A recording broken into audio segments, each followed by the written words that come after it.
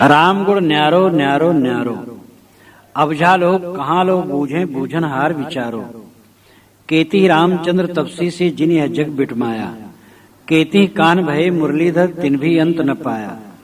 मच्छ कच्छ बराह स्वरूपी बामन नाम धराया, केती बौद्ध निकलंकी कहिए तिन भी अंत न पाया। केती सिद्ध साधक सन्यासी जिन वनवास बसाया, केती मुनिजन गोरख कहिए तिन भी अंत न पाया। जाकी गत ब्रह्मे नहीं जानी शिव सनकादिक हारे, ताके गुण नर कैसिक पइहो काहे कबीर पुकारे। कबीर साहब की पंक्ति में आग,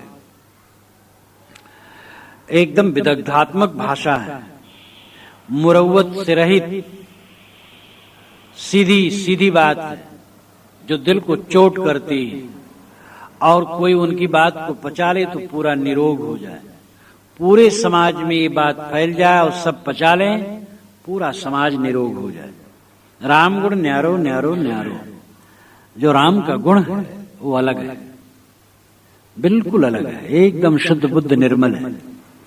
3 बार न्यारो न्यारो न्यारो साहब कहते हैं। जो त्रिवाचा जहां की जाती है माना जाता है वो पुष्ट वचन है। तो साहब कहते हैं मैं बिल्कुल सच्ची बात कहता हूं कि राम गुण न्यारा है न्यारा है न्यारा है। अबुझा लोग कहां लोग बूझे बूझनहार विचारो, जो अबुझा है विवेक रहित वे कहां तक समझ सकते हैं। जो वाणियों में उलझे, मान्यताओं में उलझे, वे क्या इसको समझ सकते हैं। बूझनहार विचारो, समझने वाले इसको विचार करेंगे, इस पर विचार करेंगे। यहां पर राम का अर्थ क्या है? कबीर साहब का राम क्या है? साफ हृदय बसे ते राम न जाना, दिल मा खोज दिले मा खोजो यह करीमा रामा। राम नाम निज जान के छाड़ देव वस्तु खोट, निज स्वरूप ही राम है। और ये अविज्ञेय नहीं है, ये मनवाणी से परे नहीं, मनवाणी से परे तो है लेकिन वो मैं ही हूं। तो ये कोई अबूझ नहीं है। यहां पर साहब अवतार और किसी अज्ञात राम के विषय में जो धारणा है, इन दोनों पर कटाक्ष करते हैं। यहां के राम में श्लेष है, श्लेष का मतलब चिपका हुआ, 2 अर्थ, एक अवतारी राम और एक परोक्ष राम। राम से अभिप्राय है ईश्वर। तो एक अवतार जो राम कृष्ण बुद्ध मच्छ कच्छ बराह बामन, इसमें कहा गया कि ये अवतार है, भगवान है। साहब कहते हैं कि ये जगतकर्ता या परम तत्व नहीं, और कहीं तुम कल्पना करके बाहर खोजते हो वो भी नहीं। ये दोनों भाव को लेकर के पूरा पद कहते हैं। केते ही रामचंद्र तपसी से जिन्हें यह जग बिट माया। रामचंद्र जैसे तपस्वी कितने हुए? रामचंद्र 14 वर्ष के लिए तप किए, इसलिए वो तपस्वी कहे जाते हैं। जिन्हें यह जग बिट माया, जिन्होंने ये जगत को बिटमाया। बिट कहते हैं ठगना, छलना। तो राम के अवतार बाद से लोग छले गए। ये कहा गया कि राम अवतार है, हरता करता है। तो राम ने तो भाई भी कुछ नहीं किया। राम जानते भी नहीं थे कि मैं अवतार हूं। आत्मानम मानुसम मन्यम रामम दशरथात्मजम, ये वाल्मीकि रामायण में आया। मैं अपने को मनुष्य मानता हूं, मेरा नाम राम है, मैं दशरथ का लड़का हूं।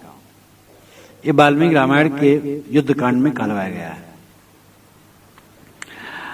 और राम अपने पूरे जीवन में जानते भी नहीं होंगे कि मेरे लिए अवतारवाद की कल्पना होगी, तो पीछे से हुआ है। लेकिन महाराज राम के अवतारवाद के चक्कर में पड़ करके जगत के लोग छले। केती रामचंद्र तपसी से जिन्हें जग बिट माया। केते कान भये मुरलीधर तिन भी अंत न पाया। मुरली बजाने वाले कितने कन्हैया हो गए श्री कृष्ण जैसे, लेकिन तिन भी अंत न पाए, ये भी अंत नहीं पाए उस राम का। उस ईश्वर का जो परोक्ष के विषय में कल्पना की गई, ये भी जीवन में खोजते रहे। राम वाल्मीकि रामायण में देखो बारंबार ईश्वर के विषय में चर्चा आती है राम के मुख से। पता नहीं हमारा कौन खोटा कर्म है, भगवान ने क्यों हमें तकलीफ दिया, राम से कहलाया गया है। राम और कृष्ण दोनों ये अलग से ईश्वर खोजते रहे जीवन भर। मत्स्य कच्छ बराह स्वरूपी वामन नाम धराया, मत्स्य अवतार, कच्छप अवतार, बराह अवतार, वामन अवतार। केति बौद्ध निकलंकी कहिए, बुद्ध अवतार, निकलंकी, कल की अवतार, ये सब कहते अवतार है। तिन भी अंत न पाया, साहब कहते ये लोग भी उस ईश्वर का की कल्पना का अंत नहीं पाए, उसको खोज नहीं पाए। केति सिद्ध साधक सन्यासी जिन वनवास बसाया, कितने सिद्ध हुए, कितने साधक हुए, कितने सन्यासी हुए जिन्होंने वनवास बसा डाला, यानी वन में तमाम कुटिया बना करके, आश्रम बना करके बसा डाला। केते मुनिजन गोरख कही, कितने मुनिजन हुए और गोरख हुए, तिन भी अंत न पाया, ये भी उस ईश्वर का अंत न पाए, पता न पाए। जाकी गति ब्रह्मे नहीं जानी, शिव शनकादि खारे, जिसकी गति दशा ब्रह्मा नहीं जाने और शिव शनकादि थक गए। ताकि गुण नर कैसे पई हो, कहीं कबीर पुकारे। कबीर साहब पुकार के कहते हैं, ऐ मनुष्य, उसका गुण तुम क्या समझोगे। पूरे एक लपेट में साहब कह देते हैं कि जिस परोक्ष ईश्वर के विषय में तुम कल्पना करते हो, ये लोग थक गए, हार गए, नहीं पाए, तुम क्या पाओ। तो मतलब परोक्ष ईश्वर के विषय में कल्पना भी कल्पना है, और इन अवतारों को ईश्वर मान ले, ये भी कल्पना है। एक चोट से दोनों को चोट देते हैं साहब, एक मार से, कि ये सब राम कृष्ण मत्स्य कच्छप बराह वामन बुद्ध कल की इत्यादि जो 10 अवतार माने गए हैं, ये तो काल्पनिक अवतार है ही नहीं। रामकृष्ण महापुरुष हैं, बुद्ध संत हैं, और मत्स्य कच्छप इत्यादि तो काल्पनिक है। रामकृष्ण हमारे पूर्वज हैं, आदरणीय हैं, उनके अनेक सद्गुण, अनेक प्रवचन हमारे लिए कल्याणकारी हैं, और वो हमारे लिए थाती के रूप में है, पूजनीय है। लेकिन वो जगत बनाने वाले हैं, ये भ्रम है। और साहब कहते वे लोग भी जीवन में अपने खोजते रहे। वाल्मीकि रामायण में आया है कि राम गए संध्योपासना करने लगे। अब संध्योपासना में किसी ईश्वर की कल्पना करते रहे होंगे, और क्या करते रहे होंगे। तो वह तो स्वयं जगत करता है नहीं, वह भी कहीं खोजते रहे। लेकिन खोजते खोजते कोई कहीं पाया हुआ नहीं, क्योंकि खोज करके पाने की चीज ही नहीं है। ये तो निज स्वरूप है। राम, परमात्मा, ब्रह्म, परम सत्ता, परम तत्व, इन सारे शब्दों से जो फल निकलता है वह है निज स्वरूप का ज्ञान, आत्मा का ज्ञान। जो आत्मा को समझा वो परमात्मा को समझा। इसलिए साहब आत्मा ही को, जीव ही को राम कहते हैं, उसी को विष्णु कहते हैं, उसी को सारंगपाण कहते हैं, उसी को हरि कहते हैं। राम, ब्रह्म, सारंगपाण, विष्णु, हरि, परमात्मा, ये घट घट में बैठा हुआ आत्मा ही है। और इसको समझो, ये सब कल्पनाओं से न्यारा है, न्यारा है, न्यारा है। इस प्रकार सद्गुरु सारे भ्रमों को छिलके की तरह उतार करके सच्चा ज्ञान देते हैं। साहब कहते राम भजन करो, ए तत् राम जपो हो प्राणी, तुम बूझो वकत कहानी। जाके भाव होत हरि ऊपर, जागत रैन बिहानी। डाइन डारे सुनहा डोरे, सिंह रहे बन घेरे। 5 कुटुम्बिल जूझन लागे, बाजन बाज घनेरे। रेव मृगा संशय बनहा के, पारत बाणा मेले। शायर जरे सकल बंडा है, मच्छ हेरा खेले। कहीं कबीर सुनो हो संतो, जो यह पद अर्थावे। जो यह पद को गाय बिचारे, आप तरे और तारे। ये तत्व राम जपो हो प्राणी, हे इस राम तत्व का जप करो। राम तत्व जो चाहो निज तत्व को शब्द ही ले परख। निज तत्व ही राम तत्व है, निज स्वरूप ही राम है। ऐ मनुष्यों, राम तत्व का जप करो, स्वस्वरूप का स्मरण करो, आत्मचिंतन करो। तुम बूझो वकत कहानी, और मन की अकथ कहानी को बूझो। अकथ कहानी का मतलब है वह कहानी जो कहने में न आए, ये मन की लीला है, मन का पसारा है, मन का प्रपंच है। मन की अकथ कहानी को समझो और मन का निर्वाह करो और आत्म तत्व का चिंतन करो। जाके भाव होत हरि ऊपर जागत रहने बिहानी। जिसका भाव हरि के ऊपर है, जागत रहन बिहानी, वो जागते जागते रैन और बिहान करता है। रैन रात, बिहान दिन, रात और दिन जागता रहता है। या जागत रैन बिहानी, जागते जागते रैन को बिहान करता है। बिहान विहान, विहान का मतलब विशेष हान, हान नाम नाश, और वि विशेषण लगाने से विशेष हान का अर्थ होता है। यानी पूर्णतया नाश। किसका नाश? रैन का, रात का। विहान ग्राम कहते भैया बिहान होगी, बिहान होगी यानी अत्यंत हानि हो गई। किसकी? अंधकार की अत्यंत हानि हो गई। तो अर्थ यही है कि अंधकार बिल्कुल खत्म हो गया, रात समाप्त हो गई, बिहान हो गया। जागत रहन बिहानी, जाके भाव होत हरि ऊपर। जिसका भाव हरदम हरि पर है। ये हरि कौन है? बाएं दहने तजु विकारा, निज के हरिपद गहिया। बाएं दहने सर्वत्र विकारों को छोड़ दो, निज स्वरूप ही हरि है, ये समझ में और यही ग्रहण कर लो।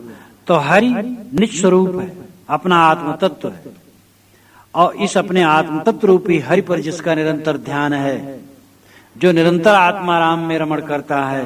साहब कहते जागत रैन बिहानी, वो जागते जागते रैन का बिहान करता है, अज्ञान का विनाश करता है, सदैव जागता रहता है, सदैव सावधान रहता है, और उसका अंधकार नष्ट हो जाता है। या जागते जागते रात दिन बीतते।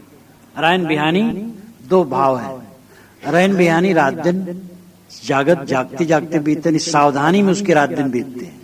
अथवा जागत जागृत रहता है और रैन का बिहान करता है, रैन का अंधकार का नाश करता है। डाइन डारे सुनहा डोरे, सिंह रहे बन घेरे। वो डाइन को डार देता है। डाइन राक्षसी माया। माया क्या है? तृष्णा, मन का मोह। आज नहीं संतुष्ट होगे तो कभी संतुष्ट नहीं होगे, समझ लो। जो सोचता है हम कल स्वरूप स्थित करेंगे, वो भोला है। आगे हमें संतोष मिलेगा, कभी संतोष नहीं मिलेगा। जो आज संतुष्ट होगा वही संतुष्ट है। आज संतोष को प्राप्त करो। ये डाइन है तृष्णा, माया, मोह। साहब कहते हैं ऐसा राम तत्व में लीन, आत्म तत्व में लीन साधक डाइन को डार देता है, तृष्णा को तुच्छ समझ करके त्याग देता है।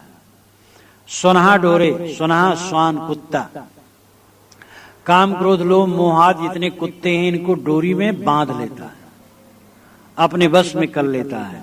सिंह रहे बन घेरे, सिंह मन है। सिंह का अर्थ बीजक में बराबर जीव को आता, जीव का आता है।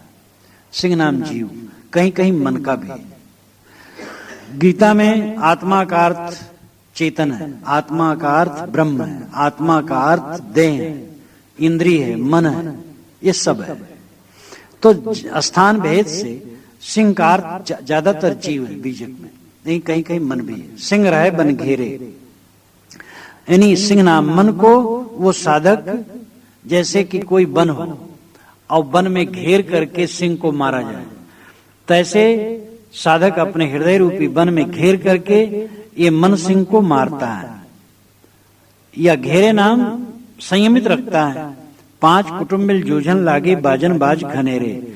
5 कुटुंब 5 ज्ञानेंद्रियां, आंख नाक कान जीभ चाम, ये मिल करके जूझने लगे आपस में।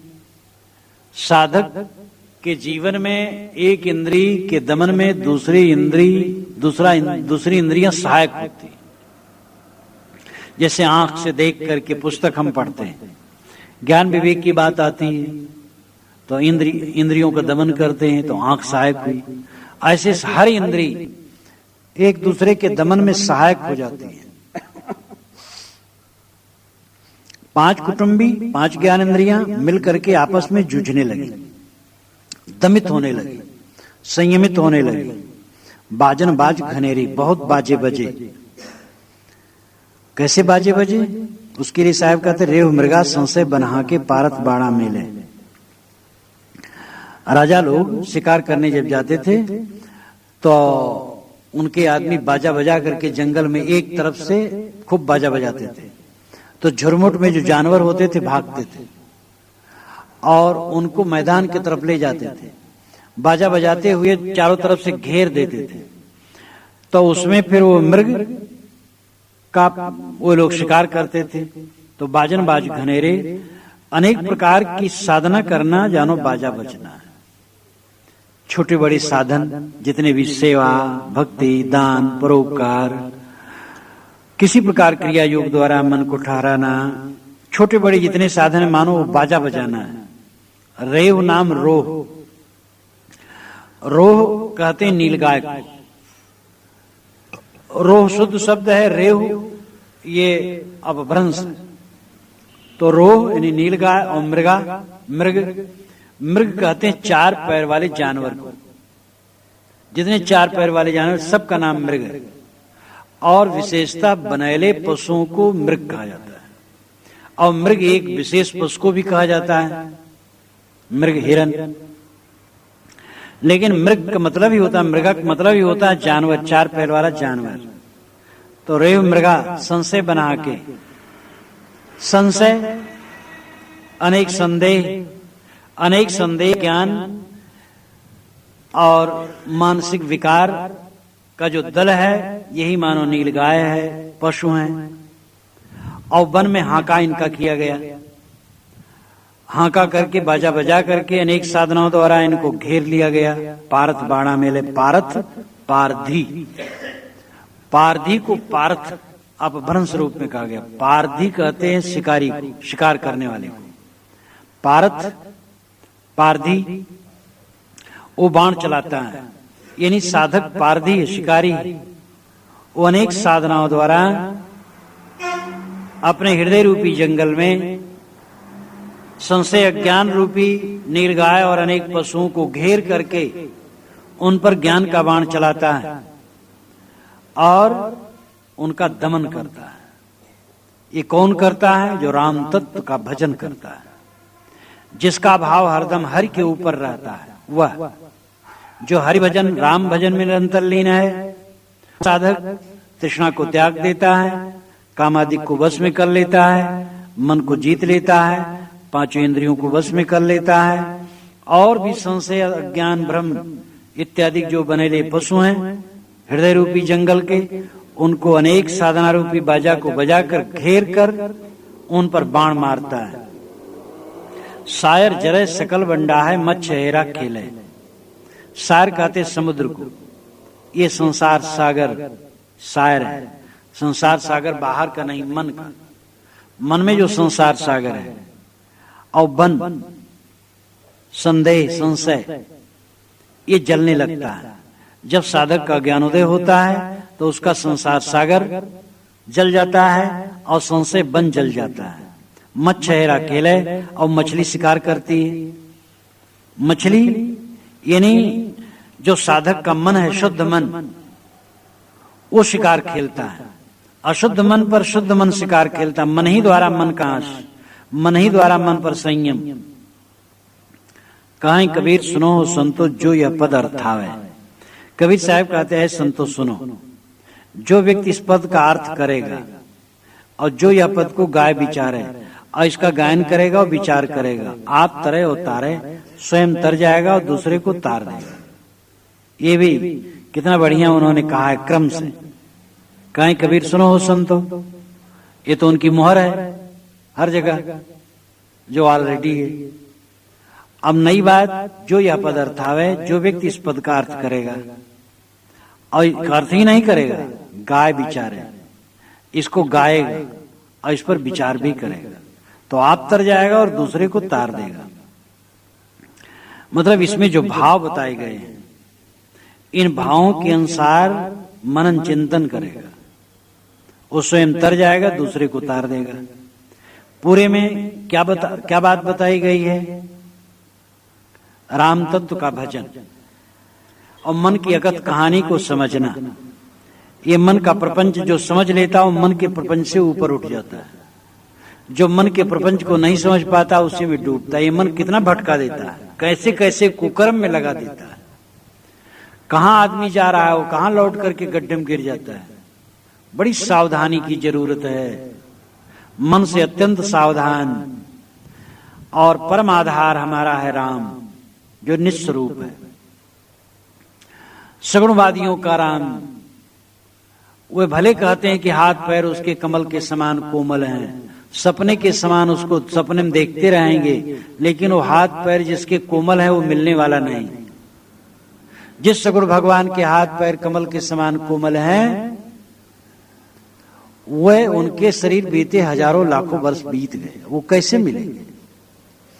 और दूसरा राम कहीं परोक्ष रूप में मान लिए बाहर, वो भी खोजते खोजते भटकते भटकते जिंदगी बीत जाएगी, कहीं कोई नहीं मिलेगा। लेकिन जिस राम का यहाँ वर्णन है, जाके मुख माथा नहीं, ना ही रूप कुरूप, पूप वास से पातला ऐसो तत्व अनूप। उसके मुख माथा नहीं, और न तो वो करकंज पद कंजारुणम है कि हाथ पैर नाक कान सब कमल के समान है, और न कुद्रूप है, और पुष्पवास से भी बहुत पतला है। ऐसा तत्व अनूप, वह तत्व है आत्म तत्व, स्वयं स्वरूप। राम पाना नहीं नित्य प्राप्त। इसलिए इतना आशावादी सिद्धांत सदगुरु कबीर का है कि एकदम स्वयं हाजिर हजूर, परोक्ष में ले करके डाल देते हैं जो उपासक, वो एक अति है, और शून्यवाद स्थापित कर देते वो एक अति। ऐसे भी धर्म के मत हैं जो कह देते आत्मा ही नहीं, जो साधक है वही नहीं, उसका सार तत्व ही नहीं, एकदम वैनाशिक विचार। और दूसरा है कि जो है उद्धारक वो अलग है तो अजर अमर, लेकिन अविज्ञेय दुर्विज्ञेय, और मनवाणी से परे है, हमसे भी परे। अब खोजते रहो जीवन भर, कहीं कुछ मिलने वाला नहीं। साहब कहते वो तत्व राम तत्व निस्वरूप है और सदैव हाजिर हुजूर है, तुम्हारा स्वरूप है। और जो इस प्रकार राम का जप करता, राम तत्व का जप करता, आत्म तत्व का जप करता है, और जिसका भाव हरि के ऊपर रहता है, सदैव हरि भजन में लीन रहता है, आत्मचिंतन में लीन रहता है, वो जागृत रहता है, और जागते जागते मन के अंधकार को दूर करता है। रात दिन उसके ज्ञान में जागते जाते हैं। वो डाइन तृष्णा को छोड़ देता है, कामादिक कुत्तों को अपने वश में कर लेता है, और सिंह मन को भी वश में कर लेता है। उसके 5 कुटुंब, 5 ज्ञानेंद्रियां आपस में लड़ करके दमित हो जाती हैं। यानी एक इंद्री के दमन में दूसरी इंद्रियां सहायक हो जाती हैं, जो विरोधी थी वही अनुकूल हो जाती हैं। और जैसे बाजा बजवा करके राजा पशुओं को घेर लेता है, वैसे वो साधक छोटे बड़े अनेक साधनों को करके समस्त सद्गुणों से संपन्न होकर सर्वांग रहने की गंभीरता प्राप्त कर लेता है। साधक में सर्वांग रहने की गंभीरता होनी चाहिए। वो सेवा परायण भी हो, विनयी भी हो, सरल भी हो, कोमल भी हो, उदार भी हो, निश्चल भी हो। ये नहीं तपस्वी हो गए वो कपटी बने। ऐसे कितने तपस्वी हुए और कपट भरे, वे अपने गुरु और संत और सदाचार से ही कपट कर डाले। तो क्या किया उनका तब? और एक गुण हुआ और दूसरा गुण नहीं रहा, तो सर्वांग गुण जिसमें आ जाते हैं, तब वह हृदय रूपी जंगल में बाजा बजा करके समस्त पशुओं को घेर लेता है, निकामादि को घेर लेता है, उस पर बाण मार करके उनको हताहत कर देता है, और पूर्ण स्वराज्य हो जाता है। उसका भवसागर जल जाता है, संशय बन जल जाता है, और जो शुद्ध मन रूपी मछली है ये शिकार करती, मछली शिकार करे, अद्भुत है। तो ये जो मन मच्छ है ये शुद्ध हो गया, अब यही शिकार करने लगा, शुद्ध मन ही अपना सहायक हो गया। साहब कहते इस पद का जो अर्थ करे, विचार करे, गावे, चिंतन मनन करे, उसका उद्धार होगा और वो दूसरे का भी उद्धार कर देगा।